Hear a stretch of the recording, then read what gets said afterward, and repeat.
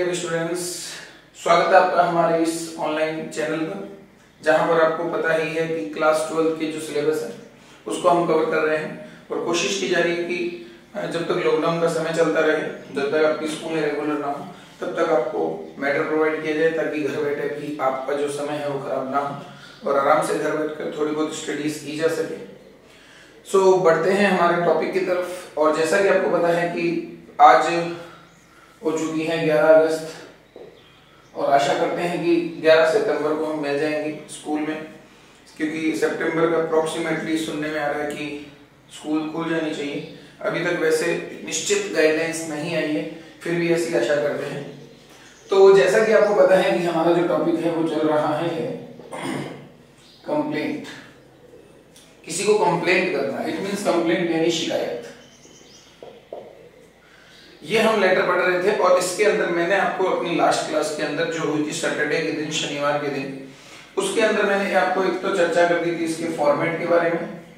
Format के अलावा हमने कुछ इंपॉर्टेंट टॉपिक्स भी देखे थे और आज की जो हमारी क्लास रहेगी, जैसा कि मैंने कहा था कि हम कुछ इंपॉर्टेंट टॉपिक्स पर यहाँ चर्चा करेंगे।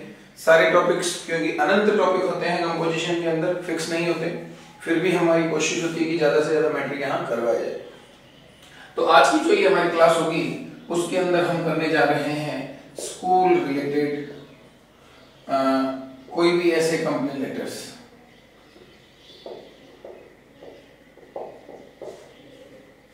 स्कूल रिलेटेड कंप्लेंट लेटर आज हम अपनी क्लास में करने जा रहे हैं।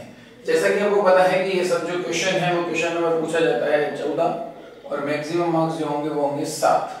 ये चीजें मैं पहले ही अपने वीडियोस में बता चुका हूँ। लेटर राइटिंग पिछले कई दिनों से चल रहा है और 11 अगस्त और 12 अगस्त यानी कि कल का दिन, ये 2 क्लासें हमारी रहेगी कंप्लेंट लेटर के ऊपर।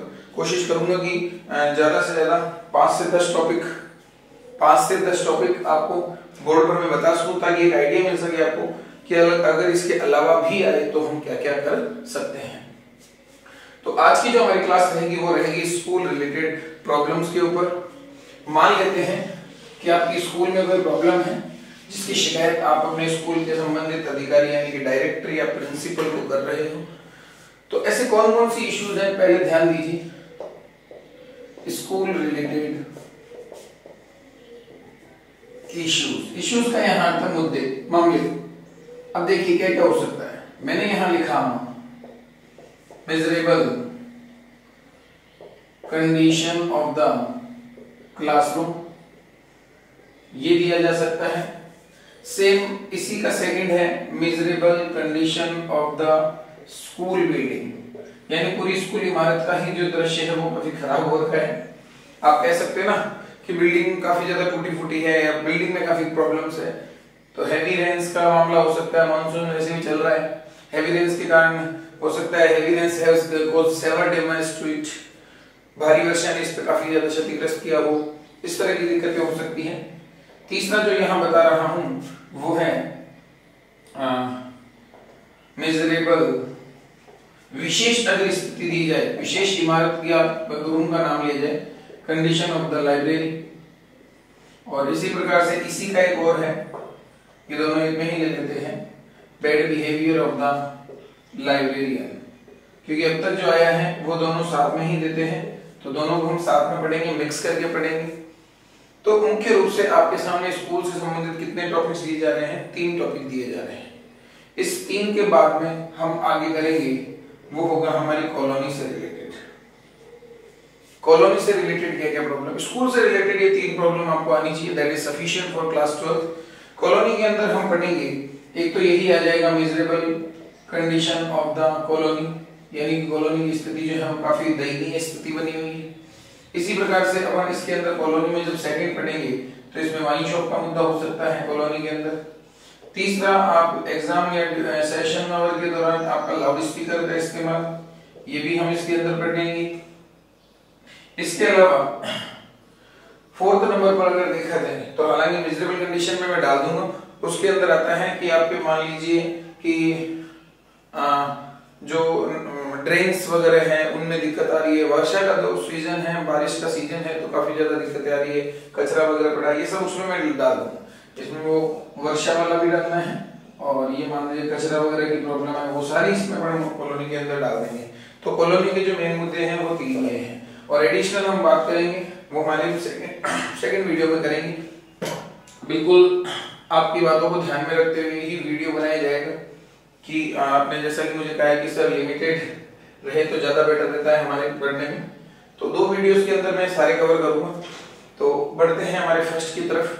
क्या क्या मुद्दे लिखे जा सकते हैं, कैसा क्वेश्चन आएगा, मुद्दे और प्रॉब्लम किस किस प्रकार से लिखी जा सकती है। बढ़ते हैं आगे।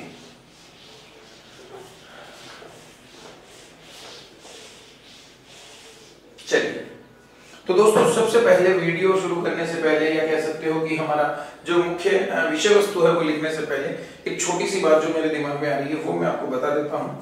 देखिए, ऐसे कोई कुछ कॉमन लाइंस हैं,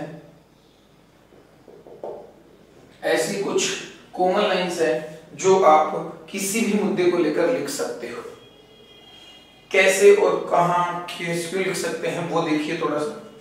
सबसे पहले जैसा कि मैंने आपको बताया था कि हमारे पास एक फॉर्मेट होता है, फॉर्मेट बताते हैं। इसमें सेंडर एड्रेस आ गया, डेट आ गई, रिसीवर। मैं शॉर्ट में इसलिए लिख रहा हूं क्योंकि ये चीजें मैंने समझा दी है। सब्जेक्ट आ जाता है, फिर सर आ जाता है, और उसके बाद में हमारे पास कुछ कॉमन लाइनें हैं जो हम यहाँ लिखते हैं। और ये जो बीच का सेक्शन है जहां मैंने इस तरह के डिजाइन बनाई है, यहाँ पर हमको हमारे टॉपिक रिलेटेड में लिखना होता है, विषय संबंधित बातें। ये जो जगह है वो हम कॉमन लाइन में पढ़ने जा रहे हैं, या फिर कह सकते हो कि आप बेसिकली हम इन्हीं चीजों पर ध्यान देंगे क्योंकि फिर से हमारे पास कॉमन लाइन आ जाती है और लास्ट सैल्यूटेशन फेंकेंगे और ट्रूली के बाद में नीचे नाम लिखकर लेटर खत्म कर दिया जाता है। ऐसी चीजें तो आपने पढ़ी होगी। मेन जो मुद्दा है कंप्लेंट लेटर का वो ये है कि टॉपिक रिलेटेड मैटर, यानी कि main part of the letter जो है, बॉडी का जो लेटर का जो बीच की बॉडी है, बीच का भाग है, उसके अंदर जो लाइनें हैं वहां करीब हमारे पास 5 से 7 लाइन्स होनी चाहिए ताकि एक अप्रोप्रिएट उचित, बिल्कुल कह सकते हो 7 नंबर जितना टॉपिक हमारे पास हो। और 5 से 7 लाइन के लिए हम कुछ लाइनें ऐसे देखने जा रहे हैं कि वो क्या लिखी जा सकती है, कैसे कैसे लिखी जा सकती है। ये क्लास की जो ये कॉमन लाइंस है वो बहुत ही इंपॉर्टेंट होने वाली है। आशा करता हूं कि आप लोग इस पर ध्यान दोगे और विशेष तरीके से उसे याद करोगे। याद करना पड़ेगा क्योंकि याद किए बिना काम नहीं चलेगा। चलिए, कॉमन लाइंस की अगर बात करते हैं तो देखिए कॉमन लाइंस क्या क्या हो सकती है। स्टार लगा के हम लिख देते हैं, और ये लाइनें कहां कैसे कैसे काम आएंगी मैं वो भी मौखिक रूप से आपको बताता रहूंगा। सबसे पहले मैंने लिखा अवर खालिस्तान, यहां मैंने लिखा स्थान is in very miserable condition.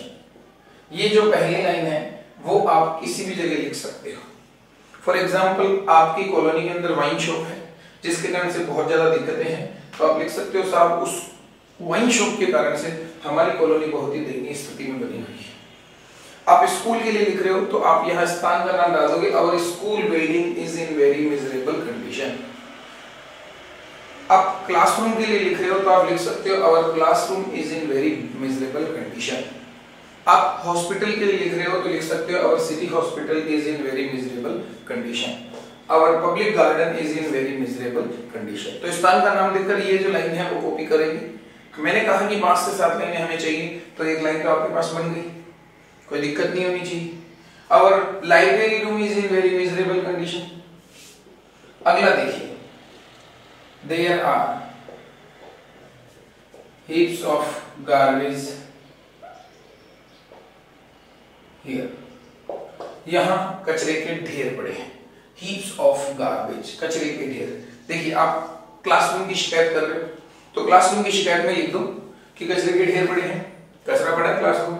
School building की शिकायत कर रहे हो, लिख सकते हो स्कूल बिल्डिंग में कचरे का ढेर पड़े हैं। सिटी हॉस्पिटल की दिक्कत लिख रहे हो तो लिख सकते हो कि कचरे के ढेर पड़े हैं। पब्लिक गार्डन की लिख रहे हो तो लिख सकते हो कि कचरे के ढेर पड़े हैं। रोड्स के बारे में लिख रहे हो तो लिख सकते हो रोड्स पर कचरे के ढेर पड़े हैं। तो आई थिंक क्लियर है आपको, ये लाइन बहुत काम की है। मगर एक छोटी सी बात बता दूं, जैसे वाइन शॉप की बात करते हैं, शराब की दुकान के खिलाफ शिकायत कर रहे हो तो वहां पर ये लाइन बिल्कुल भी उचित नहीं है। तो कॉमन लाइन में से कौन कौन सी लाइन काम में आएगी वो आपको थोड़ा सा सोच कर लिखना पड़ेगा। आप शराब की दुकान के खिलाफ लिख रहे हो तो वहां ये नहीं लिख सकते कचरे के ढेर पड़े। अरे तो कचरे के ढेर, हाँ वेरी गुड, ये चीज दिमाग में मेरे आ रही कि हाँ there are heaps of wine bottles here, शराब की बोतलों के ढेर बड़े हैं, कचरा नहीं लिखना, फिर वाइन बॉटल्स लिख देंगे, तो देखो ये उचित लगे ना बिल्कुल। चलिए ये एक और लाइन हमारे पास कॉमन लाइन की तरह यूज हो गई हमारे पास। इसी प्रकार से मैंने यहां लिखा देयर आर नो डस्टबिन्स, यहां किसी प्रकार के कोई डस्टबिन वगैरह नहीं है। सीधी सी बात है, कचरा पड़ा है तो डस्टबिन नहीं है। ये लाइन में कॉमन लाइन की हमें चाहिए 5-7 लाइनें, हमें कॉमन लाइनें पकड़नी है, क्यों? ताकि वो सारे टॉपिक में ये फिक्स कॉमन लाइन याद की जा सके और एक ही लाइन, कुछ ही लाइनों से हमारे सारे लेटर तैयार हो जाए। ये चीज मुझे और आपको पता होगी कि हमारे पास निश्चित 10 लाइनें ही है, परंतु ये एग्जामिनर को कभी पता नहीं होती। तो ये चीजें हम कॉमन रूप से काम में ले सकते हैं। इसके अलावा और भी देखिए, छोटी सी बात और बताता हूँ, कोई यहाँ पर बता देता हूँ। कोई भी वस्तु है, मान लीजिए वो खराब पड़ी है, तो उस वस्तु का नाम लिखें प्लस आवश्यकता अनुसार इज आर लगाएं प्लस V3 का मतलब है वर्ब की थर्ड फॉर्म। जो खराबी है यहां मैं लिख देता हूं खराबी की थर्ड फॉर्म। क्या खराबी है? अब आप सोच रहे हो सर ये क्या है, बताता हूं। मान लीजिए कॉलोनी की कंडीशन खराब है, स्कूल की बिल्डिंग की कंडीशन खराब है, तो स्कूल में क्या क्या दिक्कत है? मान लीजिए ट्यूबलाइट्स है, क्लासरूम की बात कर रहे हैं, थोड़ा ध्यान देना, क्लासरूम की बात कर रहे हैं और क्लासरूम के अंदर आप दिक्कतें लिख रहे हो, तो दिक्कत आपने 3 तो बता दी कि स्थिति खराब पड़ी है, कचरे के ढेर पड़े हैं, डस्टबिन नहीं है, फिर आपने लिखा कि ट्यूबलाइट के फ्यूज पड़ी है, तो वस्तु का नाम क्या हुआ? ट्यूबलाइट्स। तो आपने लिखा द ट्यूबलाइट्स, द लगाना क्योंकि विशेष ट्यूबलाइटों की बात कर रहे हैं, वही ट्यूबलाइट जो क्लासरूम में लगी हुई है। द ट्यूबलाइट्स प्लूरल सब्जेक्ट है, इससे इज और आर में से क्या आएगा? आर। खराबी क्या है? फ्यूज है, फ्यूज की थर्ड फॉर्म क्या होगी? फ्यूज हो जाएगी। कितना इजी क्वेश्चन, इजी बात हुई, क्लियर है? मेन गेट जो है क्लासरूम का वो डैमेज्ड है, डैमेज यानी क्षतिग्रस्त, तो मैंने यहां लिखा द मेन गेट। क्लासरूम का जो मुख्य दरवाजा है, एक ही दरवाजा इसलिए इज लिखा, 2 होते तो आर लिख देते, आर लिख दिया। क्या होते हैं दरवाजे? डैमेज्ड। खिड़कियों के शीशे फूटे हुए हैं। देखो क्लासरूम में जो चीजें हमें दिखाई दे रही है वो चीजें हम लिख रहे हैं, तो मैंने यहां लिखा the glasses of the Windows. क्या मतलब हुआ इसका? खिड़कियों के शीशे बहुत सारे हैं, इसलिए इजार में से क्या आएगा? आर। टूटे हुए को कहते हैं ब्रेक, ब्रेक की थर्ड फॉर्म होती है broken. Break, broke, broken, break, broke, broken. Clear है सबको? मेन गेट दिखा दिया, ट्यूबलाइटें दिखा दी, ग्लासेस ऑफ द विंडोज दिखा दी, तो ये 3 दिक्कतें हुई ना आपके पास। अब देखना, अगर यही दिक्कत आपकी लाइब्रेरी की हो, तो लाइब्रेरी में भी ये तीनों लाइनें ठीक लिखी जा सकती हैं कि ट्यूबलाइट फ्यूज पड़ी है, मुख्य दरवाजा लाइब्रेरी का टूटा हुआ है, वहां पर ये मेन गेट वाली लाइन लिखेंगे तो इसका मतलब है लाइब्रेरी का मेन गेट। और खिड़कियों के शीशे कहां के शीशे हो जाएंगे? लाइब्रेरी के हो जाएंगे। और अगर स्कूल बिल्डिंग की बात करेंगे तो स्कूल के लिए ट्यूबलाइट फ्यूज पड़ी है, स्कूल में मुख्य दरवाजा, किसका मुख्य दरवाजा हुआ? ना तो क्लासरूम का ना लाइब्रेरी का, मुख्य दरवाजे का मतलब हुआ स्कूल का जो मेन गेट है। तो यहाँ पर ये लाइन जो है वो अलग अलग मीनिंग निकाल देगी जब आप इसका टॉपिक के अनुसार इस्तेमाल करोगे। The glasses of the windows are broken, खिड़कियों के शीशे भी क्या हुए हैं? टूटे हुए पड़े हैं। क्लियर है? अभी हम बात कर रहे हैं स्कूल रिलेटेड टॉपिक्स के ऊपर। तो अपने पास देखिए कितनी लाइन हो गई? 3 हो गई, 3 हो गई, कितनी लाइन हो गई? 6 लाइन हो गई, जो तीनों टॉपिक पर लिख सकते हैं। तीनों टॉपिक कौन कौन से? क्लासरूम, स्कूल बिल्डिंग और कौन सा बताया था? लाइब्रेरी। चलिए इन सब के अंदर छत होती है दोस्तों, और छत होती है तो देखो ये वाली लाइनें लिखी जा सकती हैं। ऐसी जगह जहां पर छत हो वहां पर ये लाइनें 3 लिखी, 4 लिखी जा सकती है। छत कहां कहां हो सकती है? स्कूल, लाइब्रेरी, क्लासरूम और एक और है सिटी हॉस्पिटल। वाइन शॉप की बात है तब ये छत वाली बात मत लिखना कि जैसे कि छत में दरारें हैं, छत से पानी टपकता है, तो वाइन शॉप में पानी टपक रहा है तो कोई टेंशन नहीं होनी चाहिए। छत की बात करते हैं तो ये कहां कहां? तीनों ही टॉपिक जो स्कूल के मैंने अभी बताए थे, क्या क्या मैंने लिखा? There are many cracks in the ceiling. देखिए सीलिंग का मतलब है छत। अब कई जनों के दिमाग में आता है सर सीलिंग का मतलब छत नहीं होता है, रूफ का मतलब होता है छत। रूफ का मतलब है ऊपर वाली छत। सीढ़ियां चढ़कर जब जहां हम पहुंच रहे हैं ना, जैसे मैं छत पे खड़ा हूं, तो वो ऊपर वाली जो सतह है वो आपकी कहलाएगी छत, यानी कि रूफ, ROOF, रूफ। जबकि जो अंदर की तरफ की जो हमारी छत होती है, आपको बताओ तो जो डिजाइनिंग का काम करवाते हैं उसको हम कहते हैं इंग्लिश में फोर सीलिंग करवाना। फोर सीलिंग, सीलिंग और जो अपने छत पंखा होता है उसका जो बॉक्स होता है, डब्बा होता है, उस पर भी लिखा हुआ होता है सीलिंग फैन। तो ये छत पंखा, अंदर की छत, वहां पर बहुत सारी दरारें हैं।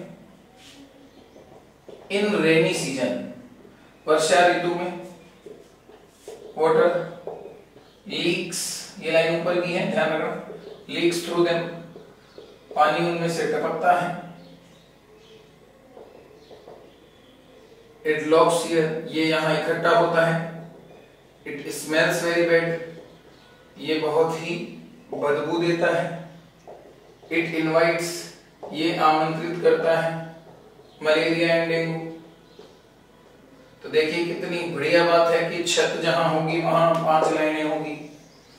कहां कहां, अभी मैंने बात की थी, हम आज चर्चा कर रहे हैं स्कूल के बारे में। तो स्कूल के क्लासरूम, स्कूल बिल्डिंग, और तीसरा था लाइब्रेरी, और मैं कहूंगा चौथा हॉस्पिटल की भी दिक्कत हो तो ये 5 लाइनें लिखी जा सकती है। तो देखिए इन 5 टॉपिक की बात करें तो 1 2 3 4 5 6 और 5 11 लाइनें। अभी मैंने कहा था 5 से 7 लाइनें होनी चाहिए, 11 लाइनें अपने पास कंप्लीट टॉपिक हो गई। और भी बहुत सारी लाइनें हैं, देखना। एक चीज और बता देता हूं, आपको पता होना चाहिए कहीं ना कहीं के लिए कोई ना कोई व्यक्ति जिम्मेदार होता है। उस व्यक्ति के खिलाफ भी आप शिकायत कर सकते हो। मान लीजिए क्लासरूम में कचरा पड़ा है, तो कौन जिम्मेदार है? क्लास टीचर तो नहीं है, वो तो सफाई नहीं करेगा, स्वीपर करेगा। लाइब्रेरी की कंडीशन खराब है, लाइब्रेरी सही तरीके से अच्छे तरीके से बिल्कुल सेट नहीं की हुई, लाइब्रेरियन जिम्मेदार है। आपकी कॉलोनी में जो पोस्टमैन है वो सही तरीके से लेटर डिलीवर नहीं करता, जिम्मेदार कौन हुआ? पोस्टमैन हुआ। मान लीजिए आपकी गली में कचरा वचरा पड़ा, तो जिम्मेदार कौन है? स्वीपर जिम्मेदार है। इसी तरीके से मान लीजिए अगर लॉ एंड ऑर्डर की समस्या है, मतलब आप मान लीजिए वाइन शॉप वाली लफड़ा है, ईव टीजिंग का लफड़ा है, या फिर मान लीजिए और किसी प्रकार की दिक्कत है, तो दिक्कत किसकी है? पुलिस की है। पुलिस वाले क्या है कि सही तरीके से अपनी ड्यूटीज नहीं कर रहे, वहां पर हमें वो लिखना पड़ेगा, मजबूरी है हमारी। तो व्यक्ति का नाम लिखकर या उसका पद लिखकर भी हम ये समस्या लिख सकते हैं। हमारे पास 3 से 4 लाइनें हैं जो हम लिख सकते हैं। जैसे मैंने लिखा, यहां पर लिखेंगे उस व्यक्ति, जैसे द स्वीपर इज या आर नॉट गुड। मान लेते हैं एक ही व्यक्ति है तो हमने फिलहाल लिख दिया, अच्छा नहीं। The sweeper of our school is not good, हमारे विद्यालय का स्वीपर जो है वो अच्छा नहीं है। He does not do his duty properly, वो ड्यूटी, अपना कर्तव्य, अपना कार्य सही तरीके से नहीं करता। His behavior is also not good, उसका व्यवहार भी अच्छा नहीं है। He doesn't come on time, वो समय पर कभी भी नहीं आता है। कितनी लाइनें हुई? 4 लाइनें हुई। मान लीजिए आपकी कॉलोनी में लॉ एंड ऑर्डर की समस्या है, चोरी डकैतियां होती रहती है, तो आप कह सकते हो हमारे एरिया का जो इंस्पेक्टर है, हमारे एरिया के पुलिस इंचार्ज महोदय जो है वो ठीक नहीं है, वो अपनी ड्यूटी का आप सही तरीके से नहीं करते, और हम जब भी जाते हैं तो वो हमारे साथ अच्छा व्यवहार नहीं करते, इसलिए हमने ये लाइन लिखी कि उनका व्यवहार भी अच्छा नहीं है और वो टाइम पर कभी भी आते नहीं है। पोस्टमैन की शिकायत कर रहे हो तो वहां भी लिख सकते हो the postman of our area, हमारे क्षेत्र का पोस्टमैन जो है वो अच्छा नहीं है, ड्यूटी प्रॉपर्ली नहीं करते, बिहेवियर अच्छा नहीं है और वो समय पर नहीं आता। लाइब्रेरी की शिकायत कर रहे हो तब लिख सकते हो the librarian of our school, ये केवल लिख दो the librarian is not good, पुस्तकालय का जो पुस्तकालय अध्यक्ष होता है लाइब्रेरियन, वो अच्छा नहीं है, वो ड्यूटी प्रॉपर्ली नहीं करता, व्यवहार अच्छा नहीं है और कभी टाइम पर नहीं आते। स्वीपर जो है अच्छा नहीं है, टाइम पर नहीं आता, ड्यूटी नहीं करता। तो ये 4 लाइनें भी हम सब टॉपिक्स के अंदर आराम से लिख सकते हैं। सभी टॉपिक्स पर मैं लिख के बताऊंगा जितने भी टॉपिक्स हैं। तो कुल मिला के हमारे पास 5 + 4 9 + 3 12 और 3 15 लाइनें। मैंने कहा था कि 5 से 7 लाइनें होनी चाहिए, तो देखिए हमारे पास तो ये 15 लाइनें तो फिक्स पड़ी है, कॉमन लाइनें पड़ी है, इन्हीं कॉमन लाइन से हम लेटर बना सकते हैं। तो स्कूल वाले लेटर तो सारे हो गए इससे, अब आपको इनको एक साथ लिखना है और लेटर तैयार करना है। आई थिंक आपको समझ में आ रहा होगा और किसी प्रकार की कोई दिक्कत भी नहीं होनी चाहिए, समझ में बिल्कुल अच्छे तरीके से आ ही रहा होगा। ये जो टॉपिक है ये आप अब इसका स्क्रीनशॉट ले सकते हो और स्क्रीनशॉट लेकर आप अपनी कॉपी में से नोट कर सकते हो। बिल्कुल आपकी स्क्रीन के ऊपर साफ दिखाई दे रहा है, किसी प्रकार का कोई इश्यू नहीं होना चाहिए कि मुझे समझ में नहीं आया है। तो आई थिंक आपको स्कूल से रिलेटेड तीनों लेटर क्लियर हो चुके हैं। कौन कौन से? Miserable condition of the classroom, miserable condition of the school building, और तीसरा था बैड बिहेवियर ऑफ लाइब्रेरियन मान लीजिए, या miserable condition of the library मान लीजिए।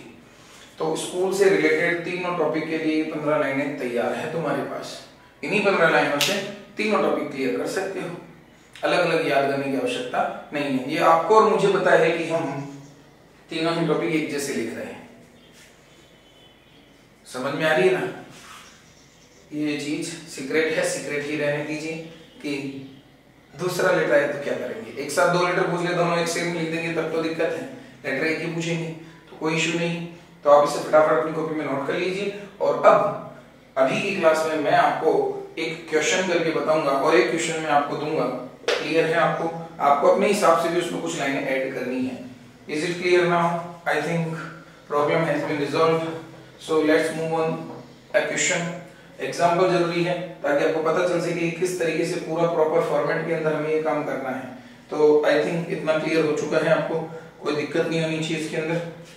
चलिए बढ़ते हैं हमारे टॉपिक की तरफ।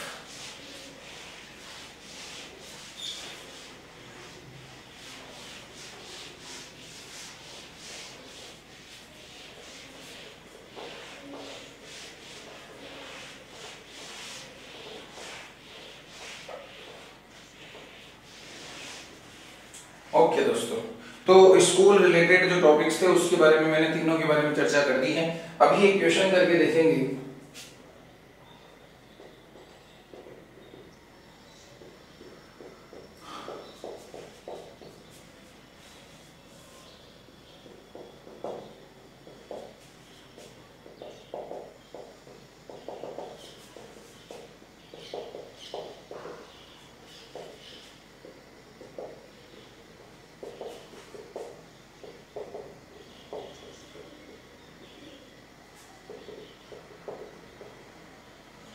दिखाई दे रहा होगा, पढ़ते चलिए मेरे साथ साथ।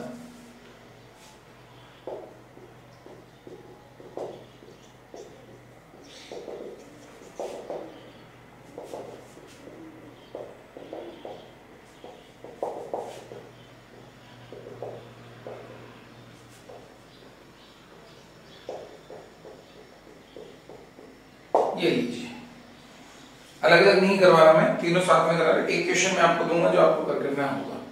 आई थिंक अब क्वेश्चन को पढ़ लेते हैं एक बार। Suppose you are Sunil of KV public school. देखिए काम की चीज है, उसके नीचे अंडरलाइन कर लेते हैं। सुनील नाम दिया हुआ है, केवी पब्लिक स्कूल अजमेर हमारा एड्रेस है, यानी कि हम इसी स्कूल में पढ़ते हैं।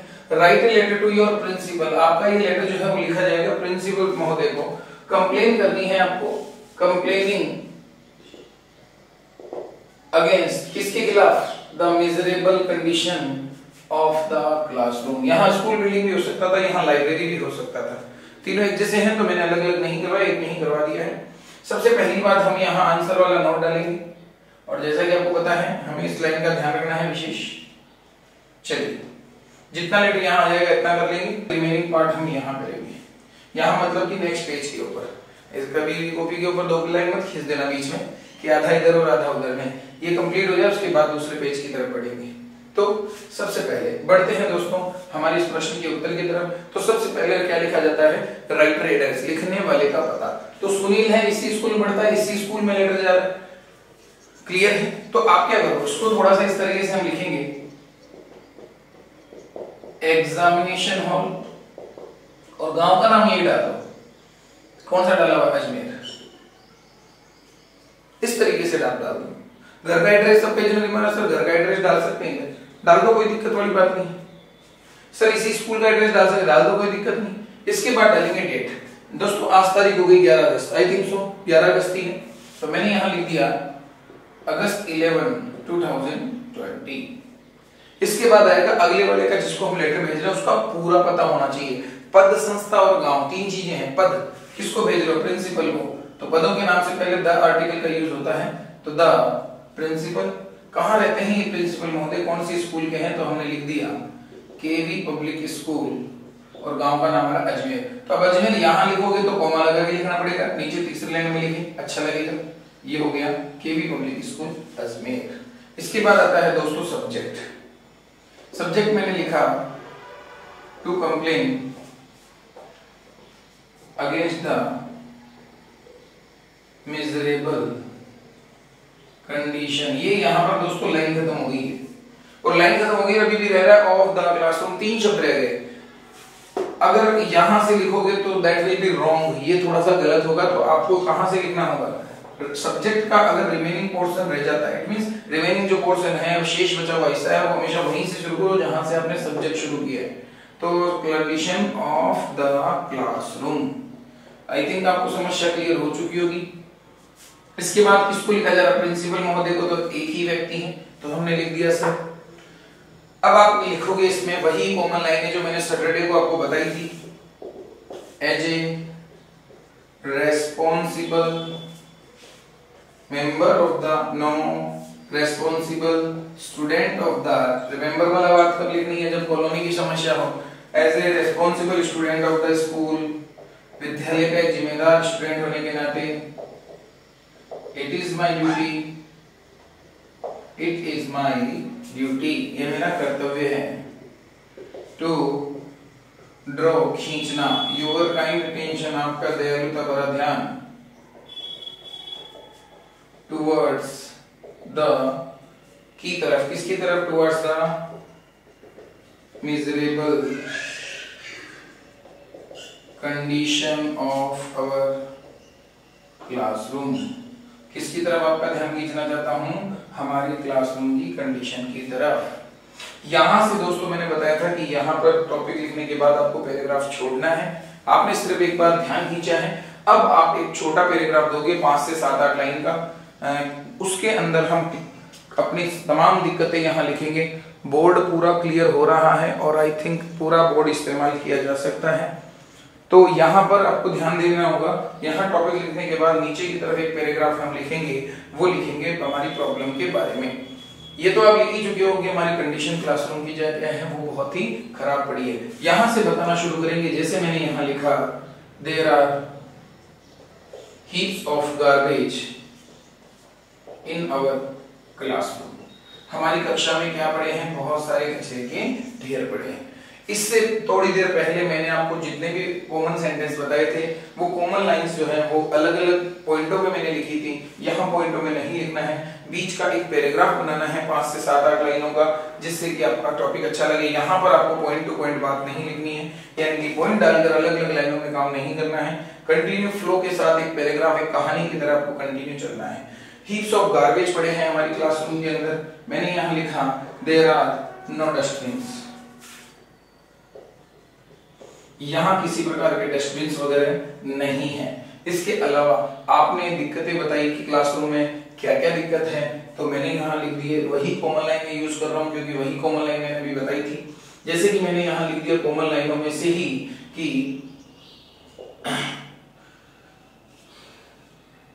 जैसे कि कॉमन लाइन सबसे पहले मैंने किसके बारे में लिखी थी, वस्तु वाली लिखी थी, तो मैंने लिख दिया, the tube lights are fused, the main gate is damaged, the floor has come out, ये थोड़ा ध्यान देना, the floor has come out का मतलब है फर्श जो है वो बाहर आया हुआ है, इट मींस उखड़ा हुआ है, फर्श खराब पड़ा है।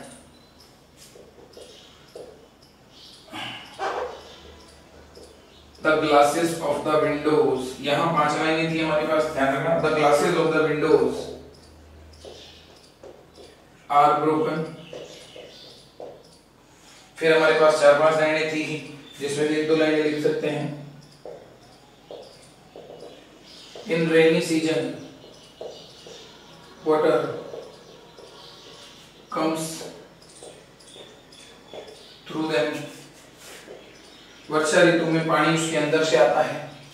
क्लियर है इतना? तो इसके अलावा और क्या लिख सकते हैं, पानी इसके अंदर से आता है, और क्या प्रॉब्लम होती है, वर्षा ऋतु में पानी इसके अंदर से आता है, इट लॉक्स हियर, ये यहाँ इकट्ठा होता है, इट स्मेल्स वेरी बैड, ये बहुत ही बुरी बदबू देता है। इसके अलावा इन विंटर, समर होती है गर्मियां, विंटर होती है सर्दियां।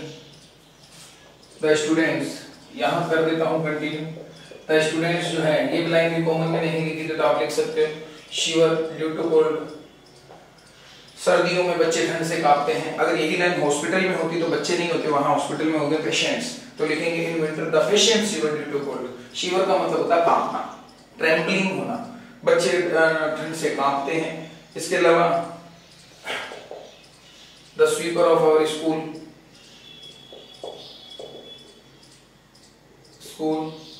is not good.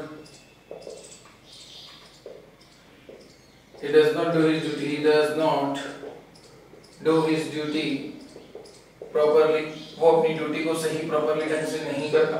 देखिए, अगर आपको दिक्कत दिखाई नहीं दे रहा हो तो अपने जो आप देख रहे हो वीडियोस के अंदर एक सेटिंग ऑप्शन आता है, उसके अंदर जाकर आप अपना जो कह सकते हो कि पिक्सल वाली जो रेंज है उसको थोड़ा बढ़ाएं, 360 से 720 करें। 480 पे दिखाई नहीं दे, 380, 480, सॉरी 360, 480 और 720 तक देखा जा सकता है, तो वो आपको दिखाई देगा इजीली, कोई दिक्कत नहीं होगी। 144 है तो दिक्कत आएगी, तो उसको पिक्सल को बढ़ाकर आप आराम से देख सकते हो। वो अपनी ड्यूटी प्रॉपरली नहीं करता। यहाँ पर देखिए दोस्तों, हमारे पास करीब 5-7 लाइनें हो चुकी हैं और मैं सोच रहा हूँ कि इतना पर्याप्त है। और जैसे ही आपको लगे कि पर्याप्त है, खत्म है, इतना ही लिखें, तो फिर हमें उस अंतिम लाइन की तरफ बढ़ना है जो हमने पहले लिखा था। क्या था? फॉर्मेट की कुछ प्रमुख लाइनें। We have complained many times, हमने कई बार शिकायतें की हैं, but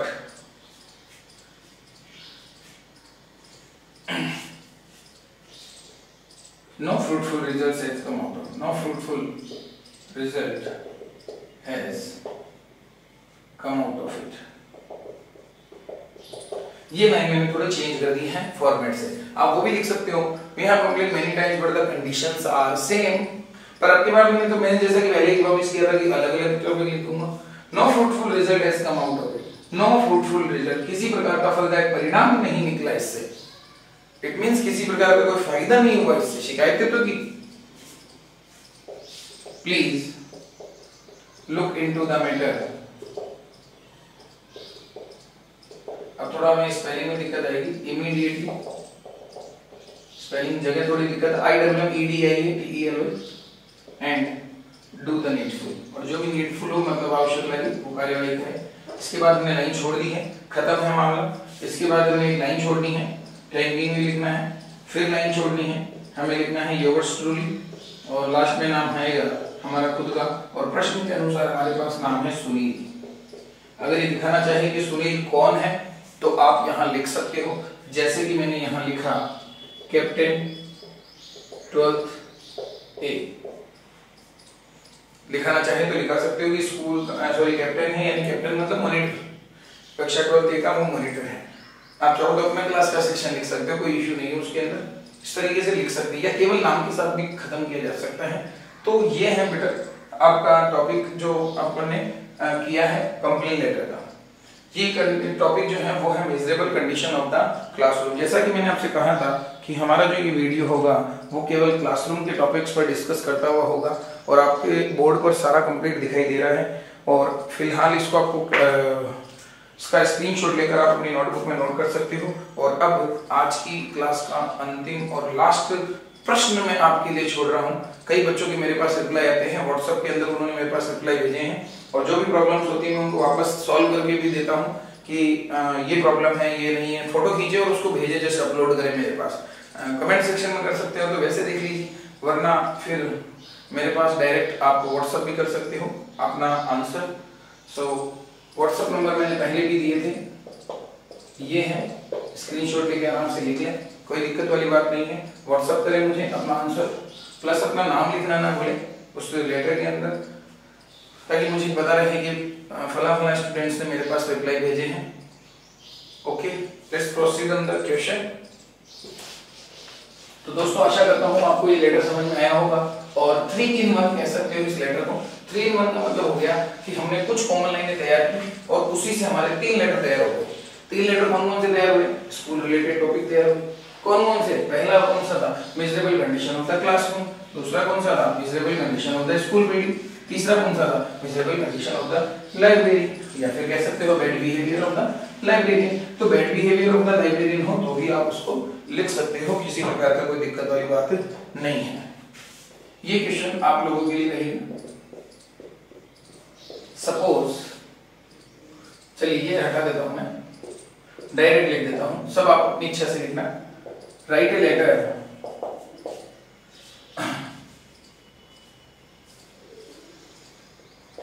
to your school director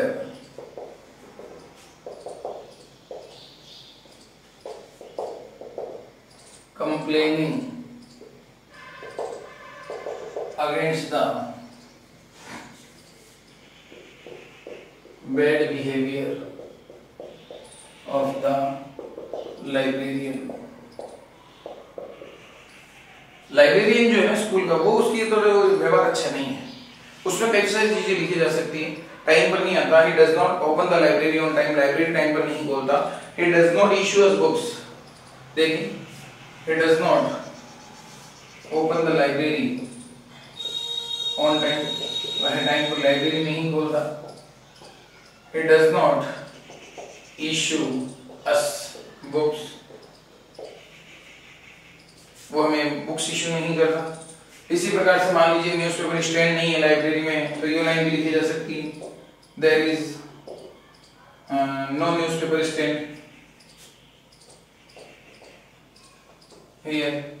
यहाँ पर न्यूज़पेपर स्टैंड नहीं लगा हुआ। न्यूज़पेपर स्टैंड आता है जिस पर न्यूज़पेपर रख के आराम से पढ़ा जा सके, इस शेप में होते हैं। आप मकान के छत होती है उसके अकॉर्डिंग होते हैं, उसमें यहाँ पर अखबार को फैलाया जाता है इस तरीके से, आराम से 2 से 3 स्टूडेंट एक साथ अखबार पढ़ सकते हैं। तो और भी कुछ कॉमन लाइनें जो मैंने लिखी हैं, और आपके मन में इच्छा में जो है जो उसी तरह की सेंटेंस लिखकर आप इस मेरे व्हाट्सएप करें आपका ये प्रश्न है। तो दोस्तों ये था स्कूल रिलेटेड टॉपिक्स, यानी कि स्कूल से संबंधित जो शिकायतें क्लास 12 के अंदर पूछी जा सकती हैं, वो टॉपिक आशा करता हूँ आप लोगों को समझ में आया होगा और किसी प्रकार की कोई दिक्कत नहीं होगी। तो चलो मिलते हैं कल 12 तारीख को। धन्यवाद, have a nice day, thank you.